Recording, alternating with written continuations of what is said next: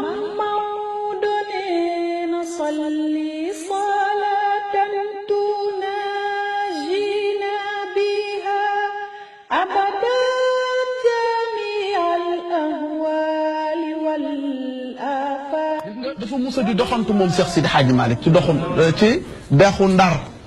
mi ngi ànd ak maam Rawaan Ngom dafa daan wax rawaan réerul rëyul raw na. est-ce que Rawaan Ngom maam Rawaan Ngom réerul rëyul raw na. est-ce que dafa musa ànd ak moom ci dexu Ndar seen benn waay bu jël bu jël daal benn deram lal ko ci dex bi daal di féexlu. Cheikh Sidi Hadji Malick di ko xool ba saak ne rawaan lee nit la mu ne ko waaw mu ne foog ma dem ba tiim ko pour xam ndax nit la wala nit nee na mu tiim ko ne waa ji noo tudd mu ne ko Tafsir mu ne ko la neex ci lii ngay def mu ne ko damay féexlu rek ndax ci dex gi ci la ngelaw li ëppoo mu ne ko la moo tax defoo ko sa buntu kër mu ne ko déedéet man de fii laa koy defee daanaka kurus gi mooy vitesse bi bu ma laal rek mu daw. Seydi Hadji Malick ne ko baa xam nga ne lii du tax nga dab yonent bi du tax nga dab Babacar Sadiq du tax nga dab Ousmane du tax nga dab Omar xam nga lu tax nit di dem mu ne ko mu ne mooy mu teg tànkam ci charia bii mu teg ko ci sunna wan ko ginnaaw nee na mu ne maam Rawaan gëmmal damaa bañ nga yaakaar ni sa sëriñ dafa mënut lii maam Rawaan nee na mu gëmm mu ne ko xoolal loo gis mu ne ko maa ngi seen màkkatal mu karama jigéen bay jënd ca marché ba mu ne bam yoo sox mu may tànkal fii ma taxaw mu ne ko xoolal mu ne ko xoolal loo gis ci sa droite mu ne ko maa ngi gis rëwdu Cheikhu Tidiane mu ne ko xoolal ci kaw mu ne ko maa ngi gis première asamaan deuxième troisième quatrième cinquième sixième mulki malakoot jabaroot mu teggi loxoom ne ko xoolal ci suuf loo gis mu ne ko maa ngi gis tahta sara mu teggiwaat loxoom ne ko loo gis mu ne ko indigawaat ma fii ci dexu Ndar mu ne ko gis nga nii ma la wanee tahta sara wanee la ko ci kaw asamaan wanee la ko nga seen màkk wanee la ko nga seen rëwdu Cheikh Ahmad Tidiane nii laa xamee kuy dem ajana nii laa xamee kuy dem safara saw fa tara isan jalal xubaaru afarasun tahtaaka am ximaaru maam Rawaan Ngom nee na mu ne Alaaji Malick su ne ma woon sax yàlla la ci xolam rek la ko waxee mu gëm ne yàlla la Cheikh Sidi Hadji Malick dafa tourné na ko rawaan mu ne ko si rawaan mu ne ko si mu ne ko kudul yàlla doo yàlla cheikhun taqiyun ma bawda borom gaaya cheikhun taqiyun laa yuzannu biribatin firiwul riba laa rayba fiihi ba nekk ci alxuraan maanaam lu ñuy sikki sàkka Alaaji Malick bokku ci Alaaji Malick ba mu xàmmee musul naan soow musul lekk yàpp xar te ñu gaa yi nag dibi yëng leen di bëgg a rey kilifa yi piir ñu ci bëri dibi ak soow piir a leen tardel Alaaji Malick daf daan wax ne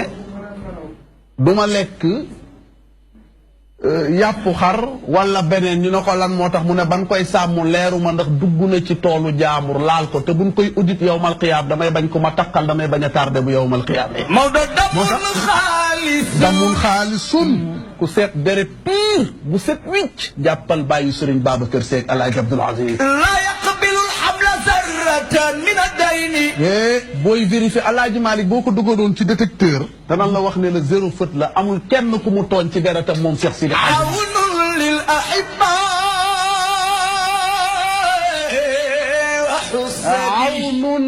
dafay dimbali lil ahibba yi ku ko sopp Sidi Hadji Malick dimbali wal xusadi ku kañaan sax Alaaji Malick da lay dimbali Maodo la yuzannu bi ribatin lan ala istiqamatin bil ilahi al mu'ad Alaaji Malick Alaaji Mansour nee na musul dimbali kooku dul yàlla yàlla rek moo doon référence am Maodo aynu shariat jëmmi sharia mooy Cheikh Sidi Hadji Malick wa haqiqati mooy jëmmi xaqiqa innahu Cheikh Sidi Hadji Malick yahdi al-murida li xaalisil murida taalibe bi li xaalisil adyaani gën daa di sell diine moo ne Tiwaawan ay maam Maodo saamil maqaami borom maxaama bu kawe la de wa umdatil ulamaai waaw mooy wéeru waayu dëgër waayu borom xam-xam yi baatalal xamaraani jant ak weer la yaa leer ni jant waay yaa rafet ni weer yow Cheikh Sidi Hadji Malick huwa zillu fadlin mooy keru ngëneel waafirin li muzallali ku bëgg keru demal ci Maodo lam yaxsha salikwa du ragal mukk ku topp Maodo xaraani Ousmane mus ngaa gis ku topp Alaaji Malick di gëlëm àdduna doom doo gëlëm àdduna doo gëlëm bàmmeel doo gëlëm yow mal xiyaam ku ko topp laa la wax de Seydi Malick ku ko topp lam yaxsha bu mu ragal mukk saalikuha aji ànd ak yow yaxsha saalikuha min alxayaran dina nga Seydi Malick ku jara moytu la Maam Maodo nee na salli salaatan tunaajina biha abadan jamii'an. Samba di la nuyuwaat di la bàyyi nga dalal sa gan di fàttali que Mame Mactar Guèye mooy sa gan tey. vice-président ONG Jamra. organisation islamique Jamra. nekk aussi notable ci collectivité communauté lébu bi. parce que li ñuy waxtaanee yaakaar naa am na fa cër. moo di Zawiya Seydi Hadj Malick bu Ndakaaru. parce que am na ñetti zawiya suma juumul bu nekk Tivaouane ak bu nekk Ndar. ak bii ni nekk ci Ndakaaru. donc 1905 la ñu taxawal zawiya boobu noonu nekk ci xolu Ndakaaru. xam naa jamono jooju noonu foofu bëri woon na tubaab lool. nu mu def ba am foofu noonu zawiya. di fa taxawal ay wazifa di fa taxawal ay xadara di fa taxawal ay julli donc loolu xam na dimension bu kawe donc ci yàlla sûrement moo ko may donc moo tax ñu tànn ki nga xamante ni moo di Mame Mactar Guèye vice-président Jamra dalal ko ci donc fas yéene waxtaan ak moom ci bërëb bu am solo boobu. moom bi mu gënesee àdduna en 1855 ci way juróom yu tëdd yooyu maam Ousmane ak maam Fawade Wele bi mu amee juróom-benni at rek ci la ko yàlla xiir daal bëggal diine boppam ci la tàmbali di jàngal Alxuraan bi mu amee fukki at ak juróom-ñett yàlla dimbali ko ci la jot wirdam wirdu Tijaan ci la tàmbali nag malgré tout tànk la woon fu mu dégg ne ci dëkk bi am na fa borom xam-xam rek mu dagg paasam jël saxaar tukki dem seeti ko lu ko dalee Waalo Jolof Fuuta Tooro ba Mauritanie fu mu dégg ne nitu yàlla nga fa rek mu dem seeti la yàlla di ko dimbali nag mu dem nag ba maîtriser lu ñuy wax fiqh mooy jurisprudence islamique maîtriser tamit la tradition muy sunna su Muhammad sallallahu alayhi wa sallam hadiis yi maîtriser tamit tafsir Quran surtout nag maîtriser grammaire 1889 mu def ajam bu njëkk ba mu dellu see nag ci la dem fixé wu définitivement à Tivaouane en 1894 ba mu toogee Tivaouane nag li njëkk a nekk objectif am moo doon li nga xam ne assimilé na ko ba ndar kepp ko muy tarixa bi fexe ba wasaare ko à travers le Sénégal et dans la sous-région mu daal di former lu war a tolloog ñeent fukk ak benn ci ay muxadam yi genre mandataire lañu genre ambassadeur lañu yoo xam ne moo leen di jox tarixa bi pour que ñoom sax di ko joxe alors bari nañu nag waaye ñu ci gën a ràññee bokk na ci Alaaji Ilimaan Sakho mooy way juru rahmatullahi Ibou Sakho yàlla yàlla yokk leeram muxadam yi bokk na ci Tafsir Abdou Cissé di way juru Alaaji Moustapha Cissé bu Pire bokk na ci Maxtaar Diop Gumba Diop moo jur Maram Diop Maxtaar bi suma maam bokk na ci Alaaji Mbay Guèye terewul itam dans la sous-région am na ñeneen ñu mu daan mandaté ñuy dem ci sous-région bi ku ci demee ni Alaaji Ndari Mbay moom la yabaloon mu toogal ko Gabon ku ci demee ni Alaaji Amadou Guèye moom la yabaloon Côte d'Ivoire ci jamono yooyu nag comme ni muy dikkalee góor yàlla yëpp ay muxjiraat dikkal ko mu daal di am inspiration jot ndigal ne war na samp zawiya zawiya nag bokkul ak jàkk parce que jàkk daanaka dafay may jullit bi rek muy mën a wàccoo ak ñaareelu ponk l'islam bi mu di waxtuy juróom waaye zawiya daf lay entraîner au-delà de l'aspect culturel ndax boo xoolee le sens étymologique zawiya ci arab mooy coin wala boo ko recoin boo ko doon firi ci wolof da ngay naan ruq ba tax na am na benn mot arabe bu ñuy wax inzawa ça veut dire se retirer kon nag zawiya en quelque sorte dafay may jullit bi pour que muy mën di wéetal boromam muy mën di recueillir ba pare nag di am des ambitions spirituelles plus profondes que le simple fait di julli di kàbbar ak demee noonu. alors ba mu jotee ndigal li yàlla dimbali ko ba ci 1893 mooy premier zawiya bi ñu samp mu ngi ko samp Ndar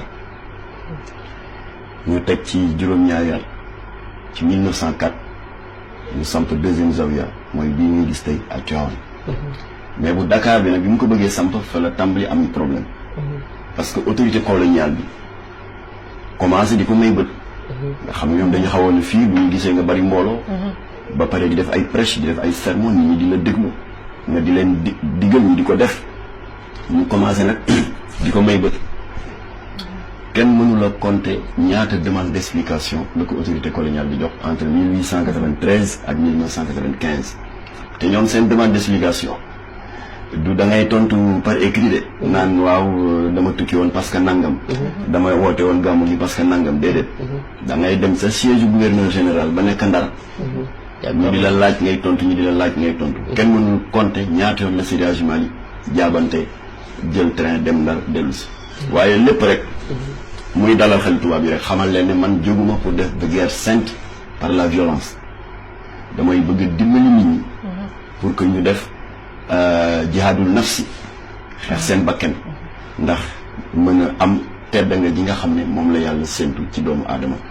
te mu waral yàlla wax ci alquran ne wala xadd karam naa bani aadama dama yëkkati doomu aadama au niveau de la Seigneurie nee na loolu daal moo ma tax a jóg tubaab yi seen xel xaw a dal mu daal di jóg nag tàmbali ay démarches am pour sàmmonteeg ñetteelu ndigal bi mooy la troisième zawiya bi war a am à Dakar jokkoon na wax bëgg-bëggam ci terrain bu ñuy wax sans fil mooy fii ASECNA nekk tey avenue Jean Jaurès colonialiste yi lay dañ ko soxloo nangam ba gàntal ko mu bàyyi mu daal di fexewaat ba waxaat bëgg-bëggam ci terrain bi nekk fi hôtel Teranga nekk tey foofu tamit ñu di ko dawloo ay weer ci ay formalités yu dul jeex te comme que il était trop pacifique mu daal di retiré wu toog daal di xaw a toog nag xaw a découragé tuuti alors Thierno Seydou Nourou Tall bokk na ci ñi gënoon a fës ñu ko doon jàppale di ko épauler ci ay démarches am auprès de l'autorité coloniale pour mu am terrain bi mu ko defee waaye gëstukat yi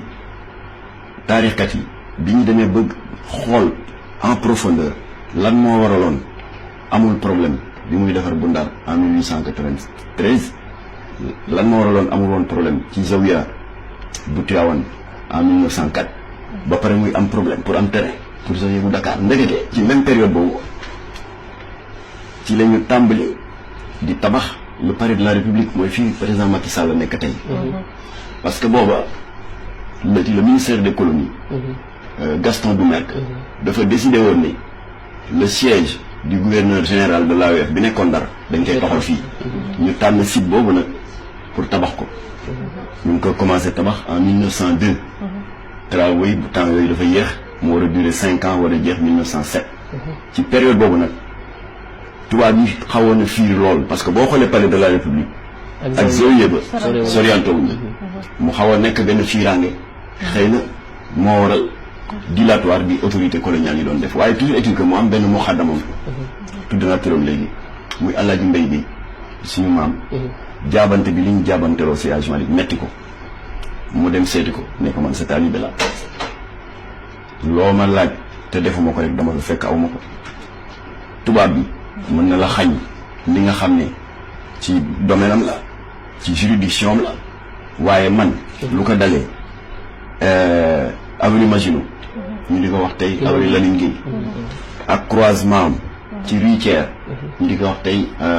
rue Amadou Assane Ndoye nee na titre foncier booba le numéro 263 ba ca diggu rue Thiers mu di le 976 yooyu ñëpp maa ko moom kon nag sañ na xàppati ci lu ma neex jox la te tubaab bi di ci mën dara.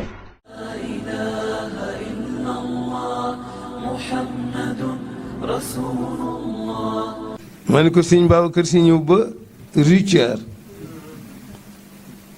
mu jënd fa kër nee na Cerno Amaan Mbeng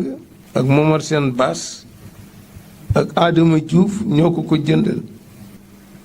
ni ma gis nañu benn pàkk foofu ci rue Thiers borom mi ngi koy jaay 15 000 francs nee ma daal dindi 15 000 francs jox leen ñu dem jënd ko man leen def leen plan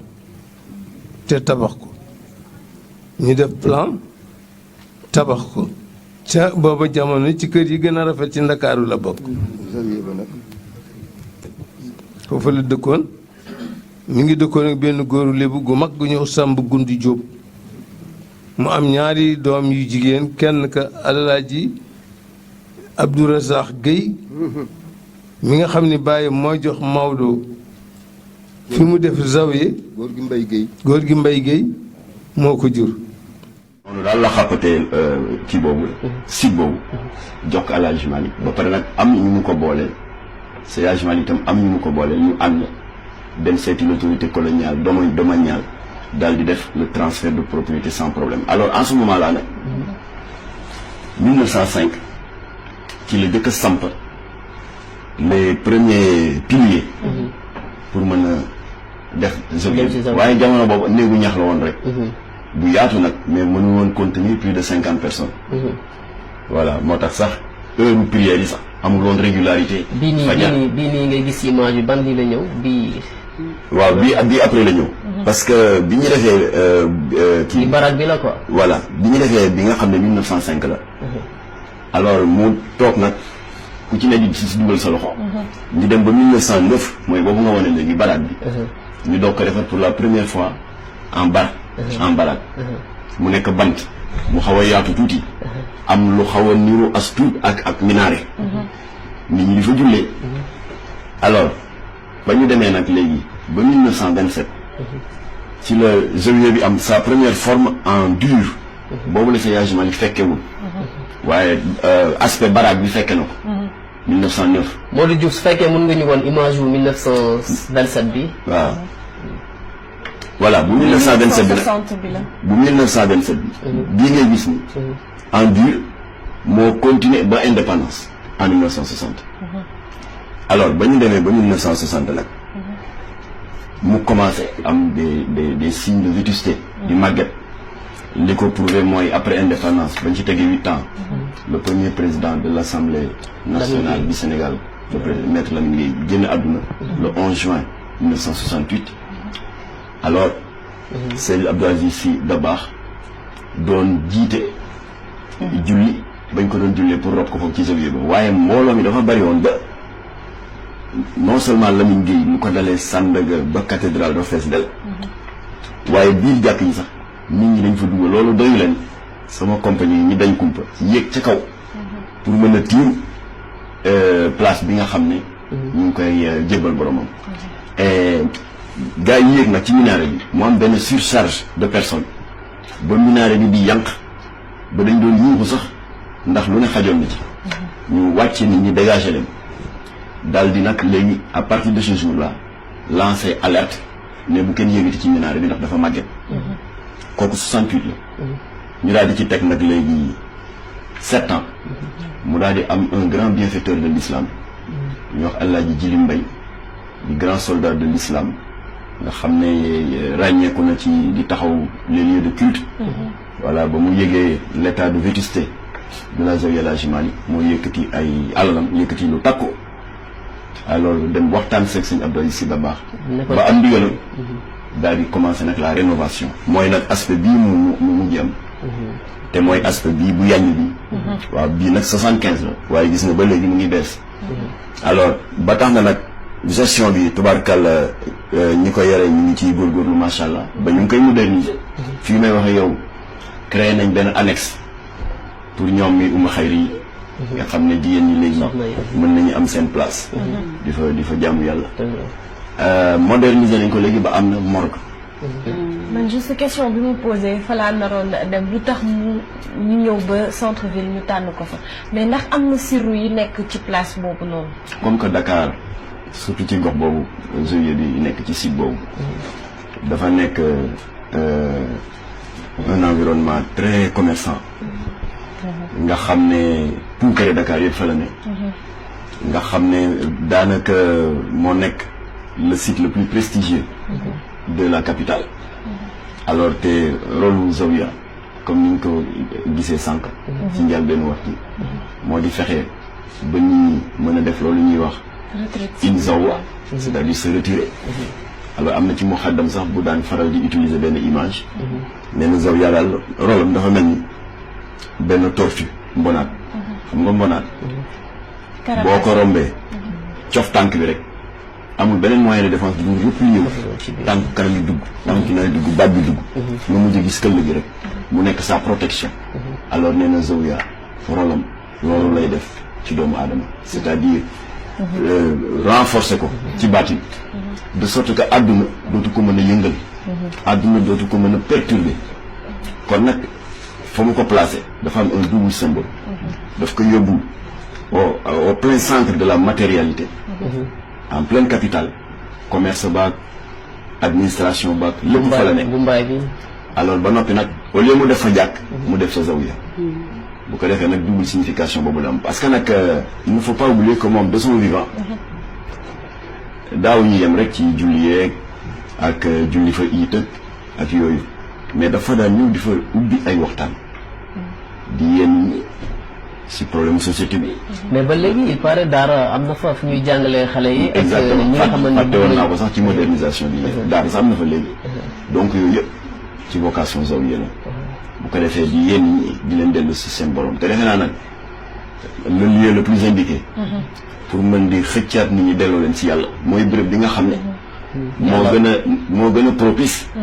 pour sori li nit ñi ci yàlla. parce que xam nga def zawiya ci àll bu sedd bu calme àllu Louga beeg Fouta Tooro bi c'est bien. mais fa défi ba gën a mage. mooy fañ ko gën a soxla. parce que waxtaan bi rafet na dëgg yàlla taaru na macha allah mais dañu bëggoon xam tarixa tijaan ak Maroc lan mooy seen histoire. waaw xam nga Maroc su ma yaboo ne sax que c'est l'épicentre même du tijanisme. parce que réew yow mbir ne Cheikhna Ahmad Tijani fa la askano fa la màggee. jagle yi ko yàlla jagle yëpp fa la ko amee. looloo tax nag Seydi Hadji Malick ak keneen ku mel ni moom ba ci suñu mbokk ñaseen yi Baye Ibrahima Niass et cetera branche yi nga xam ne mu nga askano ci tarixa tijaan yëpp kàngam boo ci gis fa lay roote ba pare nga foog tasaare Seydi Hadji Malick fa la roote mais pas directement ndax yëf yi dafa wàcce jóge ci Cheikhuna Ahmad Tijani di wàcce ba ci Cheikh Omar Foutiyou Tall wàcce ci Alpha Mayoro Wele di nijaayam kooku moo ko mujj jox wér waaye origine ba mooy foofu ca fees waaye nag maa fàttali nag yéen am ngeen place léegi lay amatul tabaxal nañ leen benn annexe yéen jigéen au niveau de la zawiya El Hadji Malick annexe boo xam ne sax daanaka entrepreneur bi dafa def service camarade ndax place ba na mu taaroo xaw naa wuuteeg place ba nga xam ne moom macha allah loolu yëpp ngir soxna yi dem en tout cas di rafetlu waat bu baax a baax li nga xamante ni moom moo di waxtaan bi ndaxte judd am na ñu bëri ñoo xam ne judd nañ ci ginnaaw Sidi Hadji Malick Sy te xamuñu woon kan mooy Sidi Hadji Malick Sy te bëgg nañ ko macha allah gëm nañ ko rawatina doom bi nga xamante ni moom mooy borom bone carré bi di Serigne Babacar Sy waaye nag man dafa am benn question bi nga xamante ne moom mu lay laaj mooy ci wàllu anecdote yi ndax bi nga laalee ci li nga xamante ni moom moo di ci wàllum ci atum 1905 ba 1927 loolu yëpp kentaanu suñu borom la te mais itam boo ñëwee ci 1900 yi ngay dem ba ci li nga xamante ni moom moo di atum 2000 ñu xool ci wàllum élection yi bi mu doon waaj ñëw mu amoon ay yëngu-yëngu yu fa am donc dama lay laaj en tant que Tidiane loolu naka ngeen ko dundee woon lu kooku metti woon mooy grenade nga lëf lu day mise El Hadji Malick bésub xadaru juma ñu lal malaan wasifa bi salaatul fatiha yi di dal jawaratul kamal yi di dal jékki rek grenade ñëw ne teel kooku ko sànni grenade ba yërëm naa ko de alors loolu waral nag dinaa la def sax une révélation ci grenade bi bon tout le monde sait que man ci ancien régime bi laa nekkoon amoon naa fa une position ak ndombal tànk bu ñëpp a xam si c'était à refaire dama koy refaire ndax dama ci bokkoon di ci yëngatu par conviction. doon défendre le bilan du président Abdoulaye Wade. bu yokkee ay université ma dem ci rajo yi